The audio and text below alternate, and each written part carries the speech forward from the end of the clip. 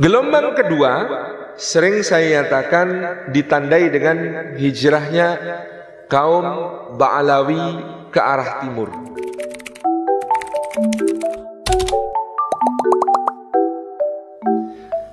Dulu ketika belajar sejarah, kita biasanya diajari teori Profesor Christian Snoek-Hurgronje yang menyebutkan kepada kita masuknya Islam ke Indonesia diperkirakan pada akhir abad ke-13 Masehi dengan ditemukannya bukti tentang kerajaan Samudra Pasai berupa nisan raja-rajanya, dan raja pertamanya bernama Sultan Malikus Saleh. Datangnya Islam ini melalui Gujarat, India, ditengarai dengan persamaan antara nisan-nisan di Pasai dengan nisan-nisan yang terdapat di Gujarat, India. Karena dulu saya masih kecil, ya ming mantrok, ora paham. Tapi begitu kita gede sedikit, kita menyadari betapa lemahnya teori yang disebut sebagai teori Gujarat ini. Satu, masuknya Islam abad 13 dibuktikan dengan berdirinya kerajaan Samudra Pasai. Ada enggak baru masuk sudah langsung bisa bikin kerajaan? Ya enggak ada. Baru masuk kok langsung bikin kerajaan. Pasti sudah melalui proses yang panjang sampai bisa membangun satu masyarakat yang solid, lalu kemudian mendirikan sebuah kerajaan yang mapan dengan administrasi yang teratur. Itu pasti sudah melalui proses yang panjang sebelum bisa jadi kerajaan. Dan Samudra Pasai sebagai kerajaan pertama ini datanya menjadi semakin dipertanyakan, karena kalau Samudra Pasai nisannya berangka tahun 1296 misalnya, dianggap akhir abad 13 baru masuk Islam ke sana. Di Ternate, Ba'ab Mas Hurmalamo, raja pertama yang beragama Islam, sudah bertahta sejak tahun 1041. Dan Ternate itu bukan di ujung barat Sumatera yang dekat, tapi di timur Nusantara. Raja Ternate pertama yang beragama Islam namanya Ba'ab Mas Hurmalamo, itu tahun 1041 sudah bertahta. Dan dalam riwayat keluarga Kesultanan Ternate disebutkan asal beliau dari Baghdad pada masa Daulah Abbasiyah. Tetangga Ternate namanya Tidore, dan raja muslim pertama di Tidore namanya Kolano Muhammad Naqi, itu sudah bertahta juga di tahun 1200 awal atau malah 1180, 120 tahun sebelum Samudra Pasai. Yang tadi Ternate 200 tahun sebelum Samudra Pasai. Sebagaimana juga Gaus Abdurrahman yang menurunkan datu-datu pejanji raja-raja di Lombok, itu sudah tiba di Lombok di tahun 1210 untuk berdakwah. Jadi teori Gujarat bahwa pertama Islam masuk abad 13 runtuh di situ. Yang kedua, bantahannya lebih mudah lagi. Kok bisa-bisanya disebut dia datang Islamnya melalui Gujarat hanya karena persamaan nisan? Kalau Islamnya melalui jalur itu, seharusnya mazhab fikihnya sama. Di Gujarat mazhab fikihnya Hanafi. Di Samudra Pasai seperti laporan Ibnu Batutah tahun 1320, ketika pemerintahan Sultan Malikud Dhahir, semua amaliyahnya mazhab Syafi'i. Berarti mu'alim Islam, guru-guru agama Islam di Samudra Pasai bukan dari Gujarat. Mereka belajarnya mazhab Syafi'i yang waktu itu sangat kuat di Mesir dan Suriah. Karena ada dua daulah atau kesultanan sepanjang sejarah Islam yang menjadikan mazhab Syafi'i sebagai mazhab resmi negara. Yang pertama Daulah Ayyubiyah, Sultan Salahuddin Al-Ayyubi dan keturunannya. Yang kedua Daulah Mamluk, dimulai dari Sultan Saifuddin Mudzaffar Qutus dan kolega-koleganya. Itu bermazhab Syafi'i. Karena Saifuddin Mudzaffar Qutus itu murid dari Al-Imam Izzuddin bin Abdissalam Asy-Syafi'i, Sultanul Ulama fi zamanihi. Disebut sebagai sultannya ulama pada zamannya. Jadi di sini teori Gujarat runtuh. Maka teori yang lebih masuk akal tentang masuknya Islam ke Nusantara adalah apa yang dikemukakan oleh Buya Hamka sebagai teori Arabia. Nanti akan ada teorinya Profesor Slamet Mulyana, namanya teori Persia. Tapi teori Persia ini banyak missing linknya banyak. Dan saya tidak merasa perlu untuk menjelaskannya karena tadi terlalu banyak missing link sehingga sangat mudah dibantah. Meskipun nanti ada bukti, misalnya teori Persia ini dengan berdirinya kerajaan Perlak yang lebih tua daripada Samudra Pasai, dan kerajaan Perlak ini bermazhab Syiah. Kalau saya juga membantah teori kalau ini teori Persia. Pada masa Perlak sudah menjadi kerajaan Syiah, Persia belum jadi kerajaan Syiah, masih Sunni karena masih Bani Abbasiyah. Yang jadi kerajaan Syiah adalah Fatimiyah di Mesir. Itu yang sezaman dengan Perlak. Sejak tahun 900 Masehi Perlak itu. Jadi bukan teori Persia sebenarnya, tapi teori Mesir karena Fatimiyahnya di Mesir. Jadi yang kerajaan yang mazhab negaranya Syiah itu pada saat itu adalah Fatimiyah yang di Mesir sebelum nanti diambil alih oleh Salahuddin Al-Ayyubi. Sementara kerajaan Perlak di Sumatera. Jadi sebenarnya teorinya Profesor Slamet Mulyana ini salah kaprah kalau disebut sebagai teori Persia. Lebih tepat disebut teori Fatimiyah Mesir. Karena pada saat itu Persia belum menjadi sebuah kerajaan Syiah. Baru jadi kerajaan Syiah di tahun 1500-an. Masih panjang prosesnya sampai menjadi kesana. Ini yang kita akan lebih seriusi adalah teori Arabia yang dikemukakan oleh Buya Hamka, Mangaraja Onggang Parlindungan, beberapa tokoh-tokoh lain yang juga sangat serius mengkaji sejarah masuknya Islam ke Nusantara, termasuk yang di masa kini ada Kiai Haji Ahmad Baso dari Sulawesi Selatan ya, yang sangat tekun mengkaji berbagai naskah-naskah tua dan lontara-lontara baik yang ada di Indonesia maupun yang ada di Belanda. Maka semua sepakat teori yang lebih tepat adalah teori Arabia.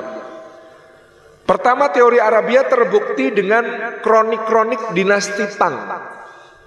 Kronik-kronik dinasti Tang sejak abad ke-7 tahun 600-an akhir melaporkan bahwa di pantai barat Sumatera dan pantai timur Sumatera yang waktu itu dikuasai oleh kerajaan Silifosi, semua sejarawan sepakat mengacu pada Sriwijaya. Silifosi, kerajaan Sriwijaya yang menguasai Pulau Sumatera, Semenanjung Malaka, dan beberapa wilayah di Thailand, Vietnam. Pada masa itu memang kerajaan besar beragama Buddha. Tetapi di pantai timur dan pantai barat Silifosi ini terdapat banyak komunitas Tasi. Tasi ini dulu diterjemahkan sebagai pedagang-pedagang Arab Muslim. Tetapi Kiai Haji Ahmad Baso melangkah lebih jauh. Menurut beliau, Tasi bukan hanya pedagang. Tasi adalah komunitas yang mapan. Seperti kita membayangkan adanya pecinan di zaman sekarang. Jadi itu pekerjaan sudah macam-macam, bukan cuma pedagang. Maka Tasi di kota-kota di kerajaan Sriwijaya ini, komunitas mapan tinggal di dalam kompleks-kompleks khusus untuk mereka. Istilahnya kampung Muslim, kampung Arab, komunitas Tasi ini.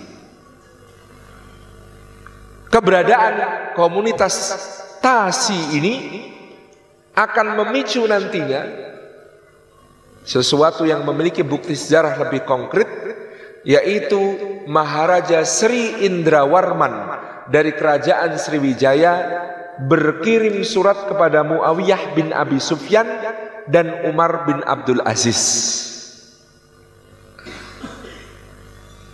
Kita bisa membayangkan komunitas Tasi dari kesimpulannya Kiai Haji Ahmad Baso sudah ada masa kekhalifahan Utsman bin Affan. Tasi, kampung-kampung Arab Muslim di kota-kota pelabuhan milik Sriwijaya. Lalu tidak lama kemudian ada raja besar dari Sriwijaya yang bernama Maharaja Sri Indrawarman berkirim surat kepada Muawiyah bin Abi Sufyan. Lalu surat berikutnya datang di masa Umar bin Abdul Aziz. Di Oxford, bukti sejarah tentang hal ini, surat untuk Muawiyah sudah rusak, sulit dibaca. Tapi surat untuk Umar bin Abdul Aziz masih terbaca dengan jelas. Plus ternyata surat ini diabadikan oleh seorang ulama bernama Ibnu Abdi Rabbih Al-Andalusi dalam sebuah kitab berjudul Al-Iqdul Farid.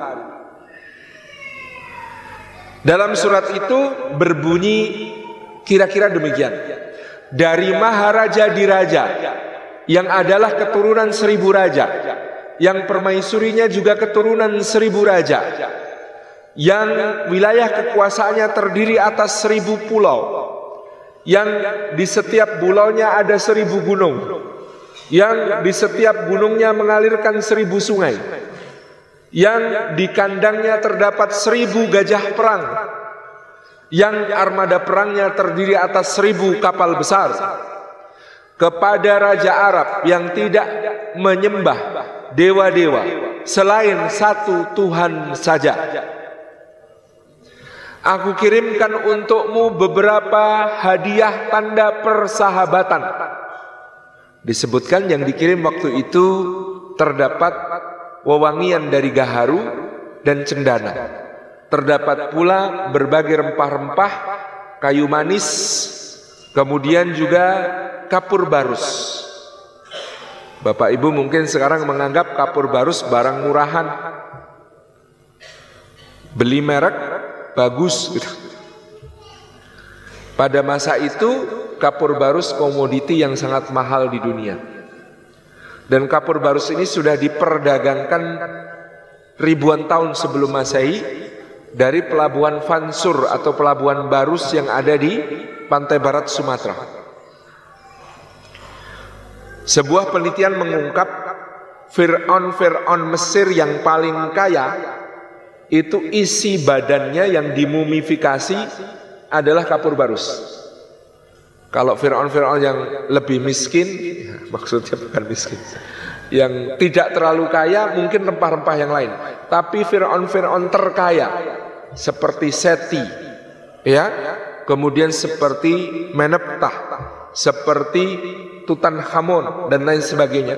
Ini Fir'aun kaya. Ini badannya di dalam ditemukan banyak residu kapur barus. Karena orang di mumi itu dulu Pak, bagian-bagian yang gampang bikin busuk dikeluarkan. Cairan otak dikeluarkan, lambung, usus, paru-paru, jantung dikeluarkan. Jadi yang bisa bikin busuk itu dikeluarkan. Nah kalau dikeluarkan harus diisi. Nah yang dipakai untuk ngisi itu yang paling bagus adalah kapur barus. Jadi dulu kenapa Sumatera itu disebut Swarna Dwipa, pulau emas dan perak? Karena dulu konon orang Sumatera yang berdagang sampai ke Mesir menjual kapur barus, tidak mau menerima bayaran selain emas. Dan dulu 1 kilogram kapur barus ya 1 kilogram emas, Pak. Karena memang langka dan mahal. Oh, sekarang kan sintetis, dulu asli dari pohonnya. Jadi ini kenapa saya menyebutkan hadiahnya Sri Indrawarman termasuk kapur barus. Malah sini jetat, masuk hadiah mau kapur barus? Enggak sini. Zaman itu larang tenan gitu. Kemudian tentu rempah-rempah seperti lada dan lain sebagainya itu dikirim sebagai hadiah. Kalimat berikutnya, kirimkanlah seorang yang bisa mengajarkan agamamu kepadaku. Itu permintaannya. Pengiriman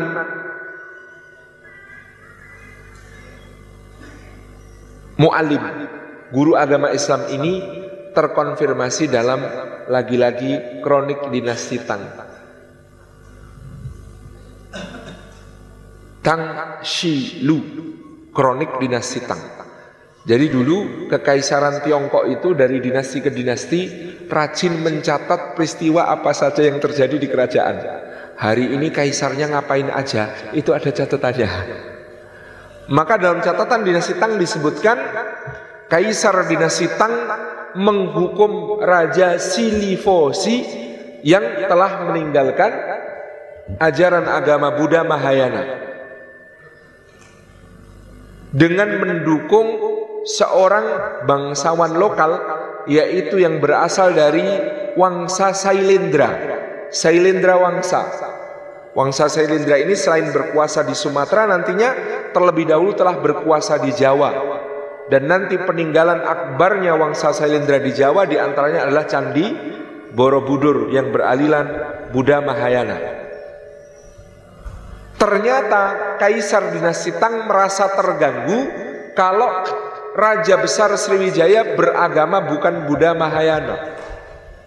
Maka Cina, Tiongkok waktu itu mendalangi kudeta di Sriwijaya, mendukung dinasti Sailendra untuk menurunkan, mengkudeta Maharaja Sri Indrawarman yang diceritakan kemudian harus mengasingkan diri ke pedalaman Dharmasraya di Sumatera Barat.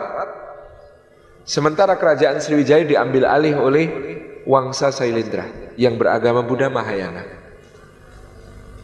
Raja dari Wangsa Sailendra di Sriwijaya, di Silifosi, kemudian mengirimkan seorang zanzi. Zanzi itu budak berkulit hitam. Jadi dulu rupanya Umar bin Abdul Aziz ngirim mu'alim, guru agama ke Sriwijaya disertai 2 orang budak berkulit putih dan berkulit hitam untuk menunjukkan kebesaran Islam itu bisa dianut oleh siapa saja. Nah, ternyata oleh dinasti Sailendra budak yang berkulit hitam dikirim sebagai persembahan ke Tiongkok. Maka ada catatan pada masa kekaisaran dinasti Tang dikirimlah seorang zanz atau budak berkulit hitam ke istana dinasti Tang melalui pelabuhan Jingzhou pada saat itu. Jadi terkonfirmasi di abad ke-7 sudah ada seorang raja yang masuk Islam di Nusantara kita, yaitu raja dari Sriwijaya, Maharaja Sri Indrawarman. Maka masuknya Islam ke Indonesia sudah sejak abad pertama Hijriyah alias abad ke-7 Masehi. Clear data ini.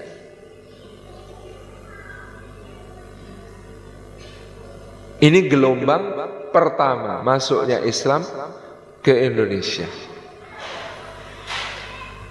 Gelombang kedua sering saya nyatakan ditandai dengan hijrahnya kaum Ba'alawi ke arah timur.